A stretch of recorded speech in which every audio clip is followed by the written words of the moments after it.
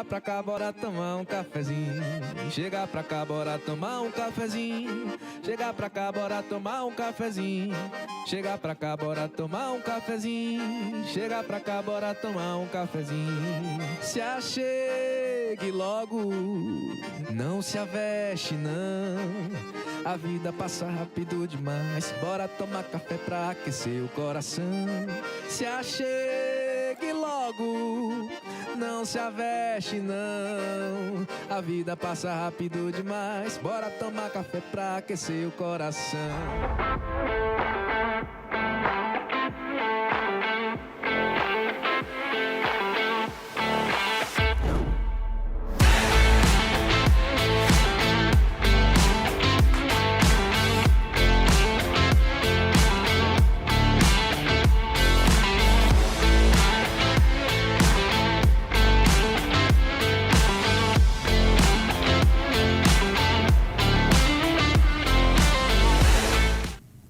Opa, e aí, tudo beleza? Esse é o Papo com Café, episódio 179.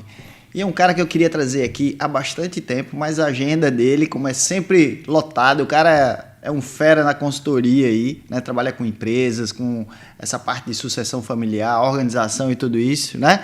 É o Sêmio Timene, tenho a honra de recebê-lo aqui na bancada do Papo com Café. Seja muito bem-vindo, Sêmio, aqui ao Papo com Café. Alegria estar aqui com você, porque eu registro duas coisas. Primeiro, o café que eu adoro, e o papo com você, que sempre é maravilhoso. Olha, que bom, tá vendo? Ó, ligaram as câmeras agora, tá, gente? Porque a gente tá resenhando já há pelo menos uma meia hora por aqui. Então, ó, tem muita coisa boa que foi contada aqui. Sêmio, a gente sempre começa pedindo assim, para que o nosso convidado se apresente, diga, sou potiguar, sou de outro estado, nasci aqui, estudei em tal canto, para a gente ter uma ideia que nem todo mundo... Você é um cara que é conhecido pra caramba, mas tem algumas pessoas aí que com certeza ainda não tiveram a oportunidade de conhecer o Sêmio. Vamos lá, eu tenho muita honra, desde o ano passado, o orgulho de dizer que sou potiguar. Potiguar reconhecido pelo título honorífico da Assembleia Legislativa do Estado do Rio Grande do Norte. Eu sou paraibano de Campina Grande, nascido em 1973. Meu pai vem para cá no ano de 80 com a família. Na verdade, meu pai empreende. Muitos conhecem, como eu brinco, o Sêmio original, que é meu pai, eu sou Sêmio II. E meu pai vem em 1977, quando ele adquire a Granorte. E transfere a família, vem todo mundo para cá em 1980. Então, meu Deus, fazer as contas aqui, 46 anos da minha vida são vividos aqui na nossa querida Natal. E aí tenho o orgulho de dizer hoje que sou potiguar. Filho do Salesiano da Ribeira, minha turma 1990, do pré-90. Eu fui um pouquinho antes de você, mas passei por lá também. Você então foi um dos sobrinhos de tio Mário Sérgio, né? Padre Marinho, um homem que marca o profissional e o homem que eu sou hoje, porque ele sempre acreditava muito na minha liderança, né? Sempre incentivava o esporte com a LEDs, né? Liga Esportiva Domingos Sávio. Então eu sou filho do Salesiano da Ribeira, depois eu entro na universidade em administração. Eu brinco dizendo que aquele 1 ano e meio que eu passo na Federal foi para conhecer minha esposa, a gente começar a namorar, porque nesse período eu me apaixonei pelo direito e aí tentei ainda conciliar o direito com a administração, aí terminei optando pelo direito. Eu já trabalhava com meu pai, sou também de uma empresa familiar e aí tive que fazer a opção em um dos dois cursos, não dá para conciliar. Como a administração era pela manhã, eu disse, não, vou ficar só estudando à noite. E com 1 ano e meio de curso eu tranquei. Só um parênteses aqui, talvez alguém não lembre aí, né? Não foi do tempo, mas a Granorte foi uma das grandes revendedoras Ford aqui no Rio Grande do Norte.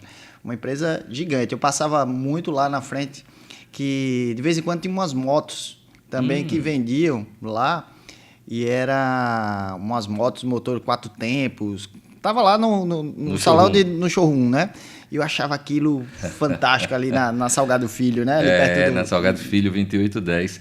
E aí eu terminei fazendo a opção por seguir o curso de Direito. Só que sempre apaixonado pelo mundo da gestão, afinal trabalhava ali com meu pai, vivenciava tudo aquilo. Me formo, começo a advogar no escritório de Gutenberg, Natal Tinoco, nosso querido Gutinho. Grande abraço para você, Gutinho. Abraço, Gutinho. Meu mentor no mundo do direito. Mas nunca deixando o lado de empreender, né? Aí no meio do contexto todo eu monto uma agência de viagens com meu eterno sócio, meu irmão Samar, porque hoje é meu sócio na consultoria, e fico lá e cá. E tinham algumas passagens homéricas no mundo era uma agência de viagens especializada em intercâmbio cultural. E aí meu irmão, ele registrava coisas do tipo, quando eu saía do escritório 5 da tarde para atender clientes, que eu marcava propositadamente no final do expediente por conta da advocacia, ele dizia, rapaz, quando tu tira o paletó é como se tu se transformasse, porque eu me realizava muito empreendendo. E aí vem nessa época o convite do Sebrae para que eu vire facilitador do programa Empretec. Um dos programas que eu sou empreteco. Que fiz bom, em Roraima. E para mim foi uma virada de chave na minha mentalidade. Bacana. Eu tive a oportunidade de fazer o curso lá com uma pessoa lá em Roraima que era, eu não vou lembrar o nome dele agora, mas ele era dono da concessionária Ford lá em Roraima. E eu vi esse cara fazer um depoimento, ele já com seus 60 anos, dizer assim, cara, eu estou aprendendo aqui porque tenho certeza que eu não sabia de nada. Não foram exatamente com essas palavras, mas aquele senhor, que para mim era uma referência para a cidade, uma referência para o estado de Roraima. E ele dizer que não sabia nada, estava aprendendo ali. Então foi uma desconstrução e uma construção da mentalidade empreendedora. Bacana. Incrível aquele programa. Empretec 2002, quando eu sou convidado para fazer parte do programa, e aí eu começo a ser facilitador, que é uma espécie de professor, uma espécie de consultor. E eu aí fiz 99, diga aí. Eu fiz essa tabuada aqui na minha cabeça. Eu queria perguntar... Eu fiz 99. Gente, vai virar aí no meio do caminho o meu paixão pelo rádio, como é também de Guga a paixão dele. E aí eu queria entender, o que é que tu fosse fazer em Roraima? Cara, assim, a Abreu embalou a empresa dela e entregou para uma empresa lá em Roraima. E aí ela me escolheu para ir implantar. Então eu fui implantar o pacote da Abreu e fiquei lá 2 anos em Roraima. Bacana, cara. Que bacana. E a gente implantou desde a administração imobiliária, venda, pós-venda, administrativa. Olha, Roraima, muitos facilitadores iam de outros lugares do Brasil. Eu nunca tive a honra de trabalhar lá, mas eu sou capaz de dizer que o Renato foi seu facilitador. Renato. Eu vou mandar esse grande vídeo figura. Grande figura. Renato foi meu facilitador. Renato Santos, ainda está no programa, é uma referência para todos nós. Pois bem, eu termino me envolvendo com o mundo da consultoria e nessa altura já vinha com alguns anos de prática na advocacia. E aí eu dizia, meu Deus, eu não posso largar a advocacia, eu gosto, eu já era casado, já tinha que ganhar dinheiro, estava começando ali um terceiro negócio na minha vida, mas aí veio a chave que vira. E aí é a história de dizer, poxa, mas eu sou um advogado que ama gestão, que entendo um bocado de gestão.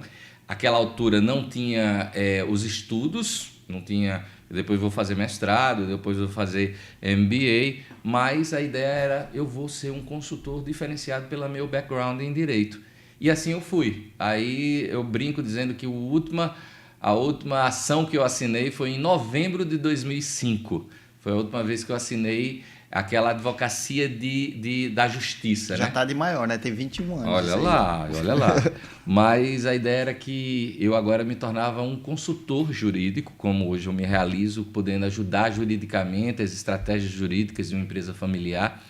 A empresa ela nasce como nascem muitas empresas de consultoria. Ela nasce para atender a dor que tem dentro de uma empresa, seja no planejamento estratégico, seja na área de recursos humanos. Eu era meio que um médico clínico geral. E aí o próprio fato de viver, de respirar o ar de empresas familiares e começar a entender que a dor da empresa familiar é diferente daquela dor de uma empresa que não familiar ou mesmo de uma empresa pública. Eu trabalhei em algumas empresas públicas como consultor.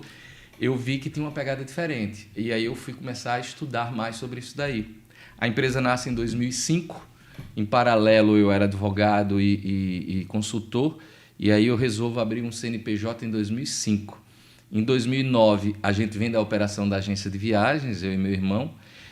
Com esse dinheirinho economizado, eu vou fazer um MBA. Uns 2 anos depois, eu embarco para os Estados Unidos. Faço um MBA e quando eu volto, eu viro para o meu sócio, /irmão, e digo, Vamos focar agora 100% no mundo das empresas familiares? Tem muita dor para a gente ajudar. Sim, você falando da empresa familiar, a dor da empresa familiar, e assim, eu já trabalhei com algumas empresas familiares e tudo, e eu vejo que o desafio da empresa familiar, me corrija se eu estiver errado, é que além da dor natural do mercado, né, das questões da atividade fim que ela exerce, ela tem uma dor que é a dor de como encaixar todo mundo da família ou como não encaixar. Já vi empresa dizer assim, meu amigo, a partir de hoje eu vou lhe pagar um salário para você nem botar o pé na empresa aqui. Fica aí fora que você ajuda mais do que você é aqui dentro, né? E já vi empresas dizer assim, não, o cara começou lá tava agora na Colmeia, em Fortaleza, e Ronaldo disse, pô, eu comecei como office boy, passei para contas a pagar, passei todos os processos até chegar hoje ele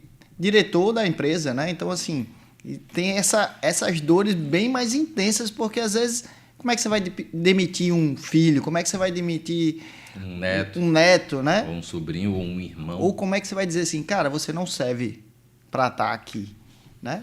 Tem o compliance da empresa, eu acho que é muito mais complexo você fazer essa estruturação, né? Sem dúvida alguma. É simples de explicar, mas difícil de executar. O simples de explicar diz assim, quem manda na empresa não é o dono, não é o pai ou o avô, não é a mãe ou a esposa. Quem manda é a cadeira onde aquele parente quer sentar. Eu preciso olhar para a cadeira e dizer, quem tem competência para sentar na cadeira? Entre meus filhos, netos, genros, enfim. E uma vez que não tem a competência, quer ter a competência necessária para sentar na cadeira, porque quando a gente pega um Uber, a gente busca contratar o melhor Uber que a gente puder contratar. Se a gente tivesse um ranking, o que a gente mais quer é um bom profissional. Um médico, a mesma coisa. O advogado, a gente só quer um advogado, um bom profissional. Por que na hora de olhar para a minha empresa familiar, muitas vezes eu viro e digo assim,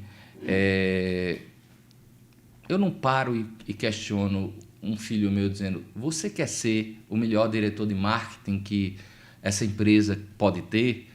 Você quer ser o melhor diretor financeiro que essa empresa quer ter?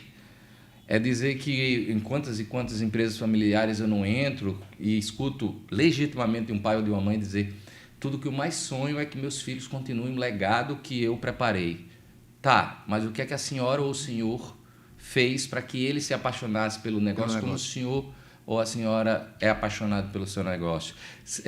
Em tempos de 5x2, de 4x3, os empreendedores do nosso Brasil, e não diferente do nosso Nordeste, eles adoram 7x0. Sim. Né? E aí também conscientizá-los que não é por morte, mas não quero falar de morte. Eu quero falar que um dia eles podem não ter a energia que tem hoje. Isso. E quem vai ter essa energia para tocar a empresa do jeito que ela precisa ser tocada? Porque aquele fundador da década de 80 ou de 90, ele muitas vezes ele chegou ao dia de hoje com erros e acertos, os acertos muito maiores do que os erros, mas com erros e acertos que o mercado hoje não aceitaria os mesmos erros. E aos filhos que nos ouvem e nos assistem, que bom ter um pai e uma mãe do meu lado para me ensinar através dos erros deles, os erros que eu não preciso praticar, eu pratique novos erros. Tem uma maneira também muito simples, ao mesmo tempo complexa demais, de eu explicar o que eu faço. Eu ensino as pessoas que mais se amam a conversar. Cara, sabe? E você está colocando uma coisa assim, e eu tô lembrando aqui de um outro dia, eu estava viajando, eu estava em São Paulo, e aí conversando com um consultor de empresa, ele me disse, cara, um dos grandes desafios nossos aqui, numa empresa familiar, é tirar o ranço que os filhos têm da empresa, porque eles olham para a empresa, mesmo ela dando todo o conforto, dando todo o luxo, dando toda a riqueza para ele, eles entendem a empresa como se a empresa tivesse tirado o pai dele, né, dos momentos que ele precisava do pai ali, da presença do pai. Então, assim, existe uma... Aí eu fico imaginando assim, pô, como é que o cara pode ter raiva de algo que deu tudo para eles, né? Ele diz que esse é um desafio gigantesco hoje, e principalmente, ele diz que isso tem aflorado muito nessa juventude que está chegando aí, que ela chega mais fragilizada, ela chega com mais, vamos dizer assim, mais sensível a alguns pontos, né? Mais sensíveis até o fato de não querer a má qualidade de vida que muitas vezes um pai ou uma mãe expressa quando diz: hoje só foi problema, eu só tive raiva hoje. Papai e mamãe, vocês influenciam seus filhos quando vocês falam, influenciam negativamente. Sim. Né? Tem um grande empreendedor do nosso estado, Gilvan Trigueiro Júnior, Grupo G Trigueiro. Sim. Gilvan, a frase é dele: se o mundo influencia meus filhos, que eu influencie também. E ele, desde a mais tenra infância, leva os 2 filhos lá para dentro da empresa. A filha, com 8, 9 anos, dia de sábado, ia brincar com o pai, de ser na maquininha lá de calcular, né? Aquela que fazia tereco. Enfim, dizer assim, nós pais e mães... Tereco é bom demais. Nós pais e mães somos, sim, referência para os nossos filhos. Como fazer para reverter isso? É dizer, se você que está nos assistindo aí, tem filhos pequenos, desde a mais tenra infância, busca influenciá-los de maneira positiva. Ao mesmo tempo, dizer, e agora, com o meu filho 25, 30 anos, e diz, eu quero tudo menos trabalhar na empresa da família. É dizer que não é justo se a gente coloca muito quando... qual é a regra quando me buscam, quando vão nos contratar? A regra é os filhos. 8 em cada 10 empresas, o filho vem me procurar dizendo: estou precisando de ajuda para convencer papai que está na hora de a gente conversar sobre esse assunto. Raros são aqueles que quem vem me procurar é o pai. Acontece, mas é um número, uma proporção menor. Muitas vezes, quando eu vou para dentro de uma empresa familiar, entenda, eu já fui expulso de uma empresa familiar porque o pai... Expulso, depois de assinar contrato, claro. Tudo expulso, porque o pai virou e disse: eu não quero esse tipo de conversa, eu não quero conversar sobre isso, não tem mais sentido você... Aos gritos. E, infelizmente, essa empresa está fechada hoje, porque não teve legado. O que eu quero dizer com isso é que não é justo que um pai ou uma mãe que construiu um patrimônio, que às vezes é o 4º filho ou o 5º filho, é a empresa que ele amou tanto como aquela provedora da boa educação que deu para os filhos, aquela provedora enfim, da qualidade de vida da família, do plano de saúde, de tudo. Não é justo que ela se encerre quando eu encerrar meu ciclo de vida.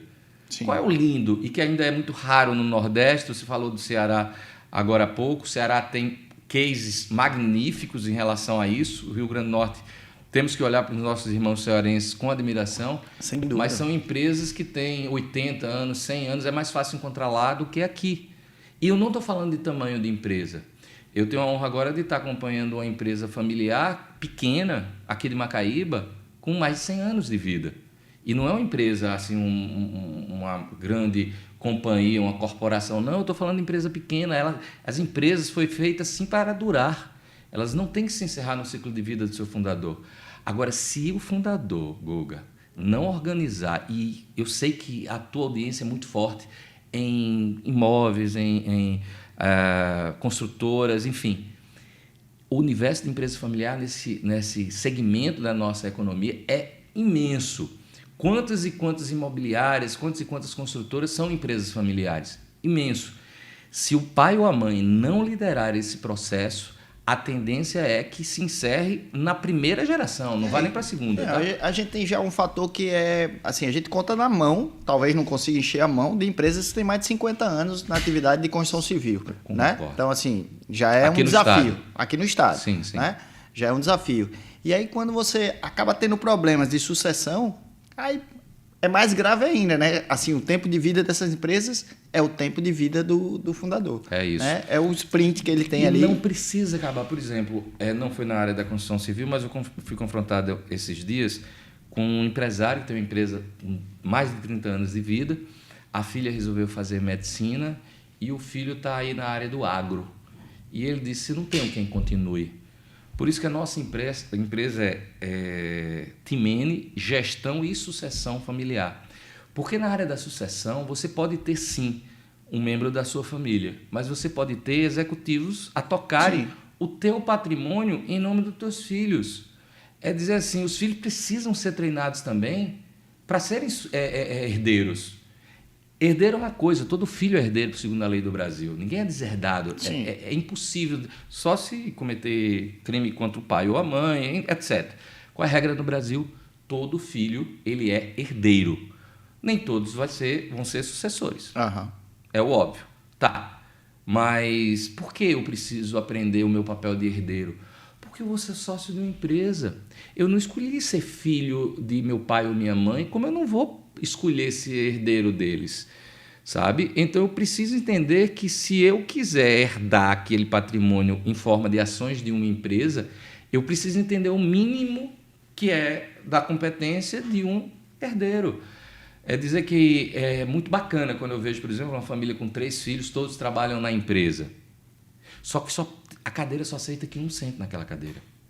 Eu tenho empresas familiares próximas a mim que, por exemplo, um filho foi morar fora do país, foi fazer um curso de pós-graduação fora, e o pai ascendeu o filho número 2 para o lugar que era de braço direito do Sim. filho número 1. Quando o filho volta, ele não tinha mais um braço direito, ele tinha 2 braços direitos. Perfeito. Porque foram treinados ambos a fazerem o que um faz.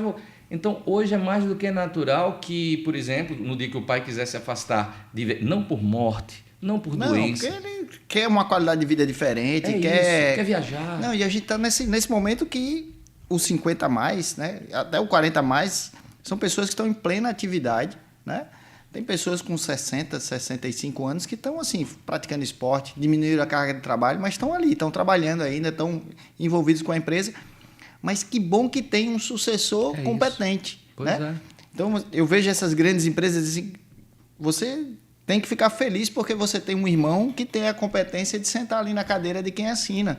Né? É isso. E gerir bem a empresa. E a gente vê tanta empresa grande do dia para a noite, lógico, leva-se um tempo nisso, mas nunca do dia para a noite, né? Nunca é do dia, nem o sucesso, nem o fracasso.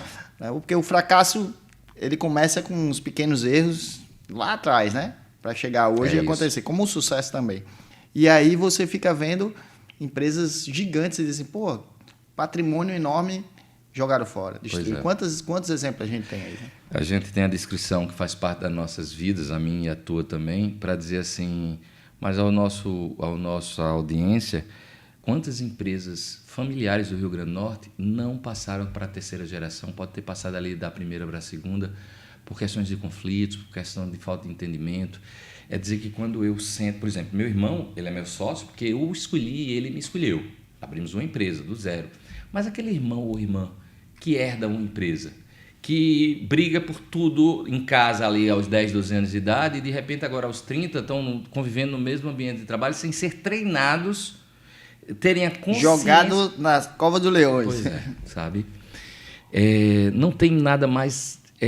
se empreender como um todo é motivo de muita felicidade para quem se encontra aí na profissão de empreender, seja em que área for, empreender com família é fantasticamente melhor. E não sou eu que digo, é a literatura que diz, os grandes estudiosos do tema que diz, é o mercado que diz. Por exemplo, pergunta a um fornecedor de, supermercadista, se ele prefere trabalhar com um supermercado como o Carrefour ou se ele prefere trabalhar como um nordestão. Eu estou falando do fornecedor. Sim. Infinitamente mais com uma empresa familiar que sabe que não vai criar... vai honrar o nome da família por trás daquela marca, vai se dedicar com afinco para que a marca seja um sucesso. O mercado está aí para contar essa história. Então, eu fiz uma provocação em um dos vídeos que eu coloquei lá na minha rede social, @semiltimene. Aproveita e me segue lá. Tem eu coloquei um vídeo que era uma provocação dizendo assim, não dá para trabalhar numa empresa familiar. É isso que eu escuto toda semana.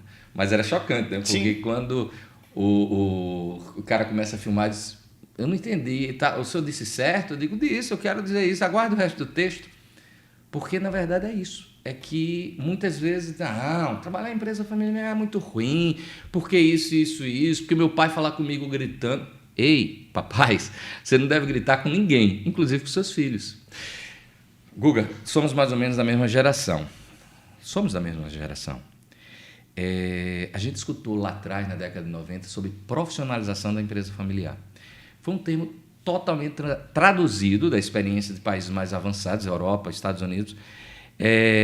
Avançado, eu digo, em maturidade de empresas longevas. Tá? Foi totalmente traduzido de forma errada naquela oportunidade. O que é profissionalização da empresa familiar? É o que eu comecei o nosso bate-papo de hoje. É olhar para a cadeira e dizer qual é o profissional que precisa sentar lá. Filho, tu quer cumprir essas regras? Tu quer estudar sobre o assunto? Tu quer se especializar? Tu quer participar de, por exemplo, olhando, por exemplo, no mercado imobiliário. Eu quero ser, pai, gerente de vendas, porque nas vendas é que tem dinheiro.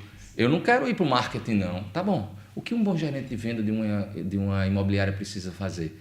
Quais são os requisitos? Tu hoje tem 22 anos de idade.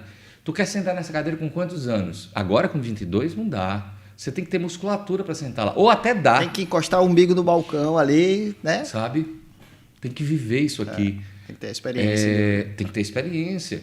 É dizer que se você treina seu filho para ser o melhor gerente de vendas da tua imobiliária, o melhor gerente de vendas que ele possa ter, aí é o infinito de felicidade. Com certeza. Sabe?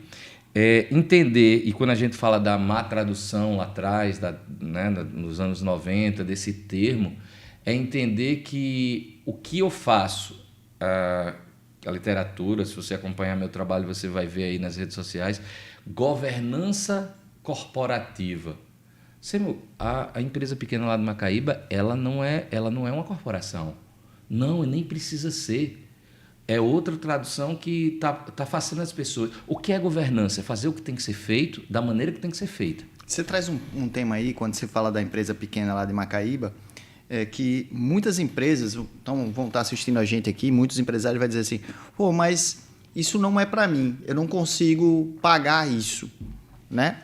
Lógico, tem todos os preços, tem todas as condicionantes e tudo isso, mas hoje você considera que essa consultoria ela já chegou a um nível de acessibilidade bacana para atingir aí as empresas? Gente, não foi combinado, tá? Mas Guga me levanta a bola aqui para falar de algo que está me trazendo muita felicidade, porque desde 29 de abril passado, a gente está gravando isso no ano 2026, gente, o Sebrae abraçou a ideia. Eu peguei uma proposta de trabalho que a gente já tem aplicado ao longo dos anos e anos e anos, e a gente reformulou ela para caber no bolso do Sebrae, onde o Sebrae está pagando 70% da conta. Não foi combinado, não de verdade, combinado. Viu? Não e assim, isso eu fico feliz porque isso traz, né, aproxima as pessoas Sim. dessa oportunidade, que eu acho que sempre foi um grande desafio, principalmente no Nordeste, principalmente em Natal, quando eu olho para a minha profissão, do que eu precisei, do esforço que eu precisei fazer para buscar conhecimento, para buscar informação. Como foi caro isso, né? E muitas vezes não conseguia nem chegar perto do que eu precisava em termos de informação, em termos de conhecimento. Mas é muito bacana ver isso aí, essa oportunidade que o Sebrae está dando para as empresas. O Sebrae, ele vem no primeiro momento, eu é que procuro o Sebrae, dizendo, gente, olha só, a dor não é só da empresa que consegue contratar a Timene. Sim, porque terminava sendo um impeditivo. Dentro das prioridades de uma pequena, micro ou pequena empresa nacional, uma das prioridades não dava para ter acesso de repente a mim. E o Sebrae disse, Sêmio, mas a gente já teve um produto similar a esse há muitos anos atrás e a procura era zero. E eu digo, vamos testar? Vamos testar, vamos fazer, deixa eu dizer o que é que eu tenho. Aí eu apresentei, ele disse, mas essa conta não dá para eu pagar. Dá para dividir isso em 3 etapas distintas. A etapa 1, que você faz isso, depois a etapa 2, isso. Eu digo, dá, de cara, dá para viabilizar. Então, chegamos a um termo em que a gente barateia o produto também para o Sebrae, de tal forma que quando a gente lança agora, em abril, estamos falando há pouco mais de um mês, há uma procura muito interessante das empresas. Mas como é que você consegue se segurar? Porque eu vejo que você é um cara que quer entregar mais. Aí você dividir essa etapa aí... Que o Sebrae não esteja nos escutando, mas eu termino que entregando mais, vai. É dizer que eu cheguei a colocar para o Sebrae, somos sim a única empresa que trabalha com ela no Rio Grande do Norte, mas eu cheguei a colocar para o Sebrae, eu digo, se chegar um momento que a gente não estiver dando conta, porque sim, houve uma procura muito grande, o que nos garante aí pelo menos para a Timene e a equipe que a gente tem hoje, até o final do ano a gente está bem. Mas eu disse a eles, eu digo, eu treino outras empresas com a minha metodologia. Por que isso? Primeiro porque eu acredito no meu taco. O grande diferencial da Timene tem que ser... O que eu aprendi ao longo dos anos, com os livros, qualquer um pode aprender, tá? Eu só larguei na frente e eu trouxe conhecimento para dentro da minha empresa. Meu irmão para dentro também é um cara, professor Samar, é professor, enfim, é um grande estudioso. Qualquer um pode ter acesso. Você não trouxe um sobrenome, você trouxe um cara qualificado para sentar na cadeira. Perfeito. Né? Perfeito. E a nossa empresa familiar, a gente briga. A diferença, e entenda, numa empresa tem que haver conflito. Tem que haver conflito. Se tiver tudo certinho é porque tem alguém calado sem querer falar. Meu filho é músico, né? Um grande abraço, Rafa. E aí, ele, quando lança um trabalho, uma coisa assim, aí eu digo, e aí, como é que tá a repercussão? Ele fez, tô preocupado. Eu fiz, por quê? Porque ninguém criticou ainda. Aí eu fiz, mas, cara, porque tá bom. Ele fez, não tem como todo mundo aceitar o meu trabalho com qualidade. Alguém tem que reclamar. Enquanto ninguém reclamar, ele não tá satisfeito. Aos papais e mamães que nos escutam, se tá tudo quietinho demais é porque tem alguma coisa errada. A frase não é minha, é de Carlos Kelsen, presidente da OAB, meu querido amigo. A dele é a frase que diz assim, um problema grande é fruto de vários problemas que são empurrados para debaixo do tapete, até que uma hora estoura. E eu já fui chamado também, como não, a ajudar uma empresa quando o problema estoura, né? Tem alguns cases na minha timeline para dizer assim, o ideal é que seja cedo e seja dialogado. Mas, sim, se houver conflitos, tem soluções. Não é fácil, mas é simples assim. Não é fácil. Por exemplo, algo que a gente leva para dentro das empresas. É o mantra que diz, pode não ser do jeito que eu gostaria, mas estou disposto a apoiar a decisão tomada. Vou repetir, pode não ser do jeito que eu gostaria, mas estou disposto a apoiar a decisão tomada. Isso é democracia, né? Cara, é dizer assim, isso é maturidade. Maturidade, perfeito. Melhor expressão, maturidade. Pronto, porque é dizer, eu posso até, não é que eu me anule, eu não concordo, eu tenho que dar o tapa na mesa e dizer, me escute. E se for o caso, dizer, gente, vamos fazer o seguinte... O que é melhor para a empresa? O que é melhor para a empresa? Que, às vezes, sob a minha ótica e meu olhar, o melhor da empresa é o que eu estou pensando. Os meus pares não aceitam. Então, o que eu posso negociar do tipo, vamos fazer o seguinte, me dá 3 dias aí, ou uma semana, para a gente, na próxima reunião, que é outra coisa que parece algo de outro planeta, mas reunião de empresa não é no aniversário do neto, reunião de empresa não é no almoço de domingo com a família, sabe? Então, é algo que quando eu sou convidado a entrar numa empresa familiar, entrar numa família, são coisas do tipo esse mantra, dizer, reunião é na empresa, com hora marcada, com pauta, com ata. Começo, meio e fim. E com tempo marcado. Tem 1 hora para discutir isso. Não deu tempo, marca outra reunião. Pode ser ordinária, toda semana, naquele mesmo dia, ou disse, não, tem que decidir logo, amanhã no mesmo horário. Pronto. Ok, se todo mundo puder. Mas reunião é na empresa. Aí coisas do tipo, eu não estou convencendo as pessoas que a minha ideia, a minha visão, o que eu acredito é o melhor para a empresa. Eu tenho que negociar. Gente, me deem uma semana, me deixa eu pensar, refletir. Às vezes, no calor de uma reunião, eu perco a legitimidade de uma excelente ideia porque eu aumento a voz. Porque eu digo, da outra vez você fez do jeito que você queria, eu não tenho vez aqui nessa família ou nessa empresa. Com argumentos bobos, violentos, que ferem, às vezes uma semana. Já dizia os mais antigos, né? Nada como uma noite entre um dia e outro. O travesseiro sempre faz a... Então, é dizer assim, eu posso negociar ou dizer, tá bom, Guga, vai ser do jeito que você quer. Eu vou pegar no remo e remar. Estou disposto a apoiar a decisão tomada. Eu vou pegar no remo e remar, junto com você, para onde você está dizendo. Agora, vamos voltar a conversar sobre isso daqui a 3 meses? Para fazer um ponto de controle, para entender se está evoluindo. Sabe? Tudo o que eu levo para dentro das empresas é fácil, mas é simples, mas não é fácil. Tudo que eu levo para dentro das empresas está mais do que testado ao longo de séculos em tudo que é tipo de organização diferente, do exército à empresa privada. A verdade é que as pessoas elas esquecem que existe esse tipo de solução. Algo que a gente traz aqui para apimentar, eu disse a você que eu estava lascado, porque o papo é bom, gente. E eu tô aqui. Eu tô aqui olhando pro relógio aqui, porque ele tem compromisso. Eu vou desmarcar esse meu outro compromisso, quer ver? Mas é dizer assim, Guga, a gente vive hoje um momento de IA, tudo é IA, tudo é inteligência artificial. eu fui apresentado aí, logo ali eu sou um early adopter, né? Logo nos primeiros meses, acredito eu que em novembro de 2021 ou de 2022, eu conheci a tal da IA. E naquela noite de domingo, meu irmão me manda um documento que eu precisava revisar, porque no outro dia, de 9 horas da manhã, na empresa ia ter uma reunião. E eu fui, revisei, meu irmão escreve, eu sou o advogado da dupla, mas ele escreve melhor do que eu. E eu tinha, puxa, como tá bacana o protocolo familiar. É um dos produtos que a gente entrega à empresa familiar. Protocolo familiar, onde está escrito... Os compromissos de cada um. É isso aí. Estava fantástico. Aí eu tinha ouvido falar nessa tal de IA, um tal de ChatGPT, eu fui para o ChatGPT e coloquei lá o texto e fiz um comando. Aponta os pontos fortes e fracos desse protocolo. E na época levava 5 minutos. 5 minutos depois ele devolveu o melhor protocolo familiar que até então eu tinha lido. E eu digo, meu Deus do céu, isso vai acabar com o meu negócio.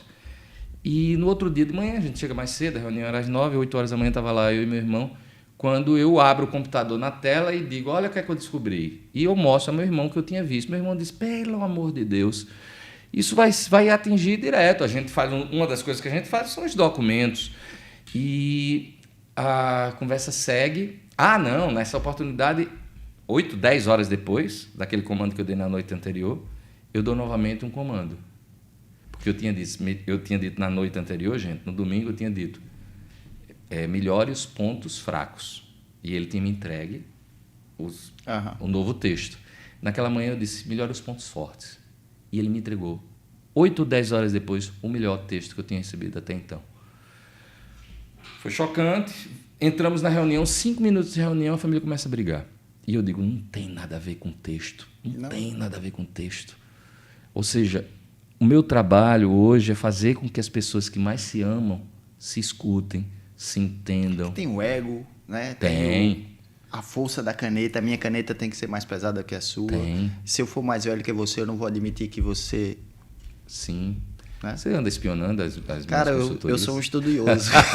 Eu leio pra caramba as suas coisas e tudo aí. Como tem, viu, mas é porque, assim, a gente tá num mundo meio complexo, que todo mundo quer tudo muito rápido, tudo muito fácil.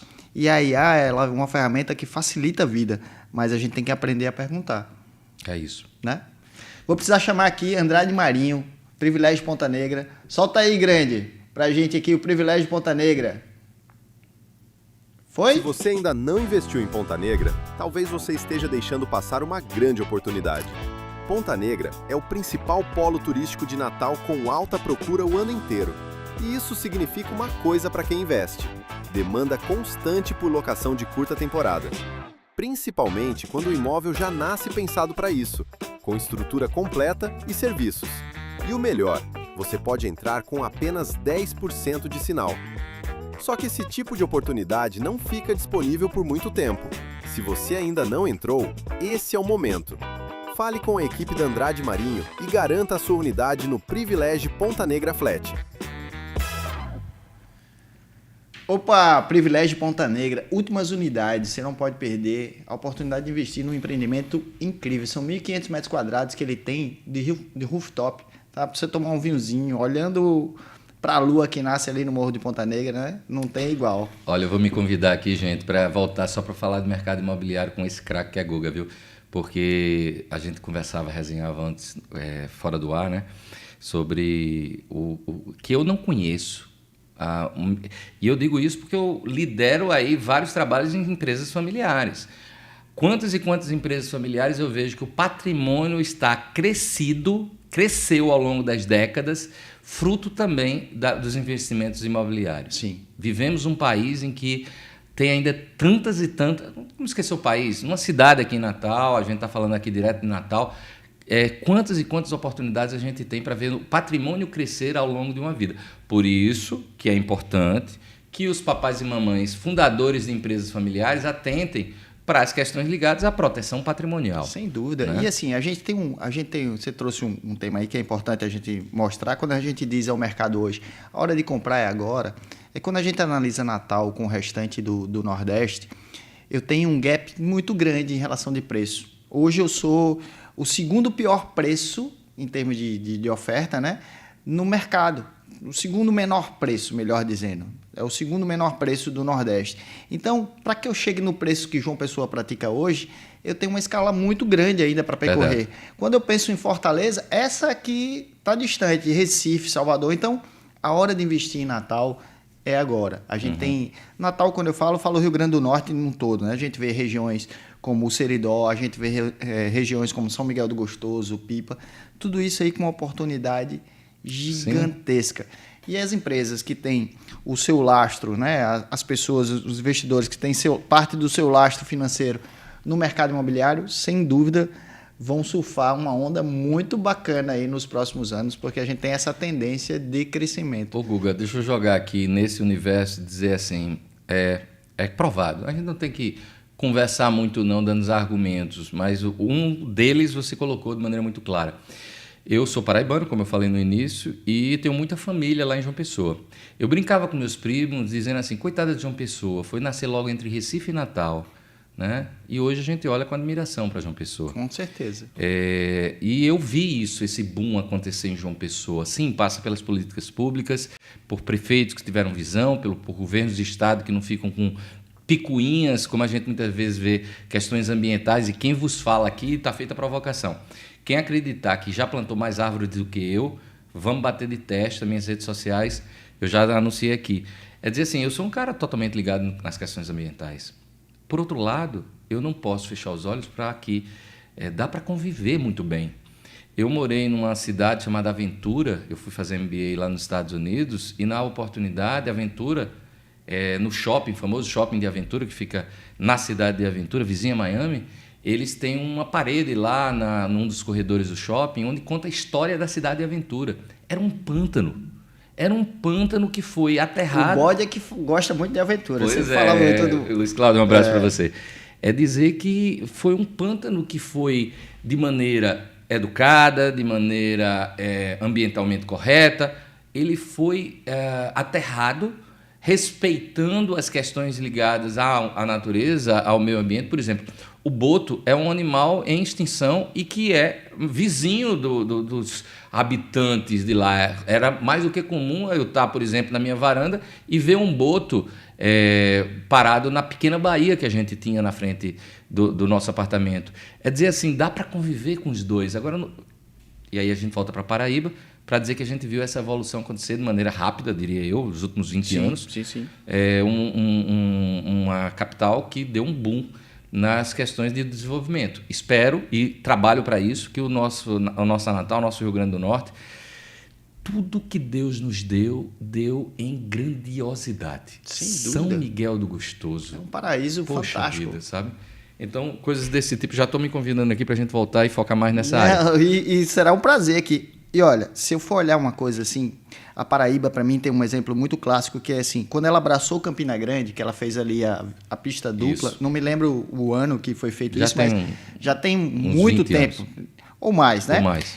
O que é que ela fez? Ela trouxe o mercado que era forte na Paraíba, que era Campina Grande, sempre foi uma cidade industrial, sempre foi uma cidade com muito recurso, que abastecia todo o interior da Paraíba, né? Essa região do Nordeste, pode colocar assim. E ela colocou o campinense dentro de João Pessoa. Quem primeiro começou a comprar o mercado de praia do litoral foi o campinense. Isso. O Rio Grande do Norte apartou Natal e Mossoró. Mossoró viveu numa bolha por muito tempo. Sim. Aí começou a consumir o Ceará. Ela não aguentou mais consumir o Ceará, porque o Ceará subiu muito o preço. E ela disse, eu estou no meio aqui, o que é que eu vou fazer? Hoje o mercado de Mossoró é incrivelmente forte, né? Mossoró, para mim, tem uma história de resiliência incrível, né? E ela sempre se transforma. Já foi uma cidade pujante, teve sua baixa, agora voltou novamente. Sim. E está aí o mercado imobiliário de Mossoró.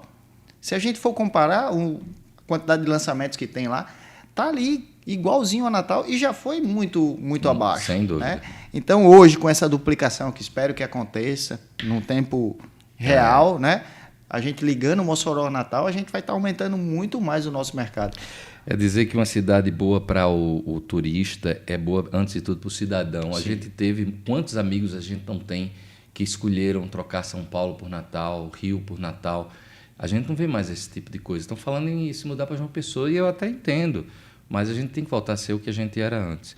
Mas, até porque o tempo, gente, eu vou ter que já correr daqui, mas é dizer, Guga, eu não queria deixar de dar um recado sobre esse universo de imóveis, que é as questões ligadas às holdings patrimoniais, que tem muito a ver com você fazer ao longo de uma vida investimento em imóvel, e aí chega o papai e a mamãe e diz, não, mas olha só, eu já meio que resolvi a vida dos meus filhos, eu não vou deixar pouca coisa de herança. Por exemplo, o apartamento do meu filho, eu dei um apartamento para um filho meu, outro para minha filha, para o meu outro filho eu dei outro apartamento.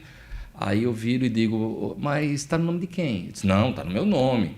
Mas quando eu morrer, cada um já está destinado. Já está destinado. Eu digo, gente, nada prova que um irmão... E eu já vi isso acontecer. Sim. De um irmão dizer, não, seu apartamento é o dobro do meu, eu quero a diferença, sabe? Ou coisa do tipo, não, tudo bem, o meu é maior do que o seu, mas o seu é mais valioso do que o meu.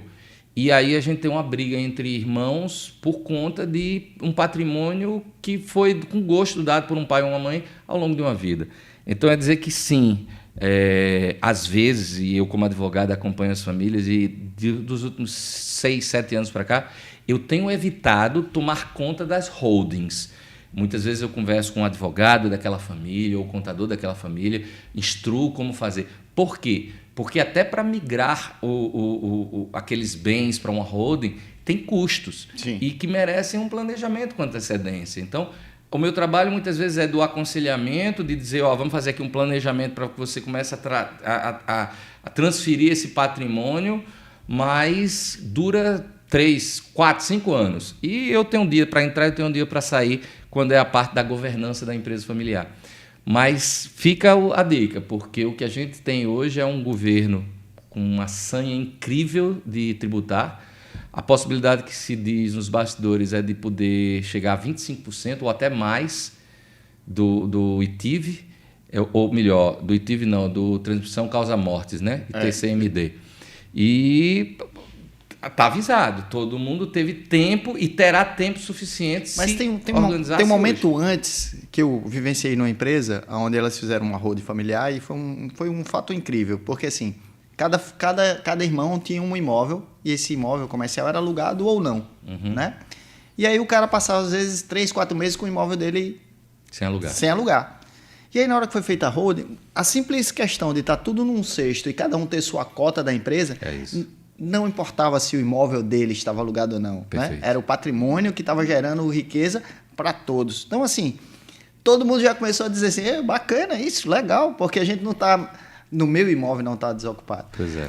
Mas, amigo, eu sei que você está aí no tempo corrido e chega a pergunta do milhão, né? O que é que Sêmio Timene não pode deixar de falar nos microfones do Papo com Café? Olhando aí para a lente da verdade. A lente da verdade. É dizer que eu quero voltar, tá? De cara.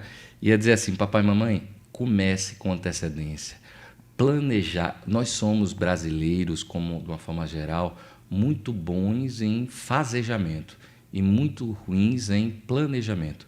Planejar nada mais é do que pensar com antecedência. Organize. Eu não estou falando em morte, não. Eu quero que você morra aos 110 anos de idade. Mas um dia você vai morrer. E a tendência é não ter a mesma energia que você tem hoje daqui a 5 ou 10 anos. O que é que você vai fazer hoje para organizar essa empresa que também poderá ser a maior provedora da aposentadoria do papai e da mamãe? Um dia ele passa o comando para um filho, mas ele senta na cadeira de técnico. Sim. Ele só muda de posição. De consultor, de mentor, de conselheiro, dependendo do tamanho, o porte da empresa. A gente pode falar em reuniões de conselho de família, de conselho diretor da empresa, de conselho administrativo, de conselho deliberativo. Tem várias ferramentas que podem ser usadas, ferramentas jurídicas, ferramentas morais. Ferramenta moral, aquela que os membros da família se comprometem. Não é para um irmão esfregar na cara do outro, esfregar na cara do juiz, é para esfregar um na cara do outro, dizendo, olha, você se comprometeu com isso. Ou seja, não é burocratizar a relação familiar, mas tem um artigo meu que é emblemático. Tá, olhando para a câmera e dizendo, entra aí na internet, dá um Google, família, negócios à parte, Sêmio Timene. É um artigo que eu escrevi há mais de 15 anos para a Tribuna do Norte, e que eu tenho muito carinho por ele, que já falava ali numa linguagem bem simples, dizendo assim, eu tenho que entender que família é família, negócio é negócio. Eu preciso saber distinguir bem, porque não é justo que as pessoas que mais se amam na vida não consigam conviver bem no mesmo CNPJ. Pô, isso é fantástico. Obrigado de verdade. Obrigado, a você, Guga, pela sua disponibilidade, né? Agradecer aqui, não deu nem tempo da gente falar dos nossos apoiadores aqui, né? A Purágua, que tá vindo aí de Brasília para fazer ozonização de água das piscinas e tudo, tá chegando aqui em Natal com força, bacana. O Giovanni lá, a Audita, o blog do Gênesis, para você ficar ligado, antenado aí, a BCB, que é uma empresa incrível de inteligência imobiliária, do grande Bruno Cantalupo, que está chegando em Natal para fazer pesquisa, para trazer dados, para juntar aqui com a gente e trazer só informação precisa. E também o SCI, que é do grande Vandic Lopes, né? A empresa que cuida do crédito, que consegue fazer com que você faça seu financiamento sem ter nada de dor de cabeça. Beleza? Esse foi o Papo com Café. Vamos encerrar hoje de uma maneira diferente. Solta a Kombi do Guga aí, o rolê do Guga na Kombi. É um projeto novo. Curte, compartilha aí. Sêmio, muito obrigado. Obrigado a você. Valeu de verdade. Obrigado mesmo. Esse é o Papo com Café. Fiquem com Deus e até a próxima. Tomar maré cola com pão doce. Final de tarde, para recuperar as energias que foram gastas no surf.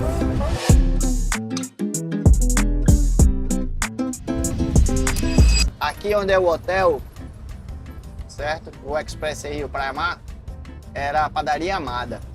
Quando a gente saía do surf, aqui é a ladeira do chalé, a gente subia aqui para vir tomar maré cola com pão doce. Final de tarde, para recuperar as energias que foram gastas no surf. E aqui, essa avenida aqui, esses primeiros empreendimentos, a gente participou de quase todos eles, em termos de venda.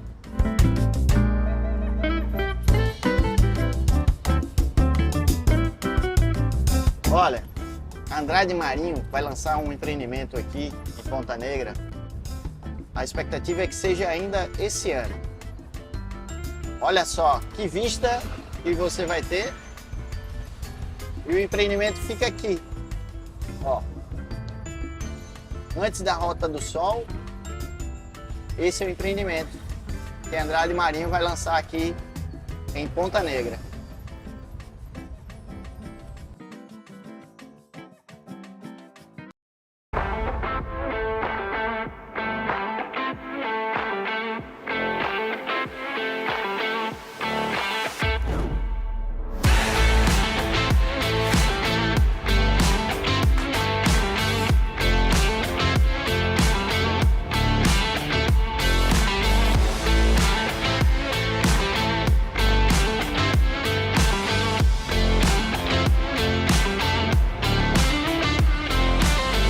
Pra cá, bora tomar um cafezinho. Chega pra cá, bora tomar um cafezinho. Chega pra cá, bora tomar um cafezinho. Chega pra cá, bora tomar um cafezinho.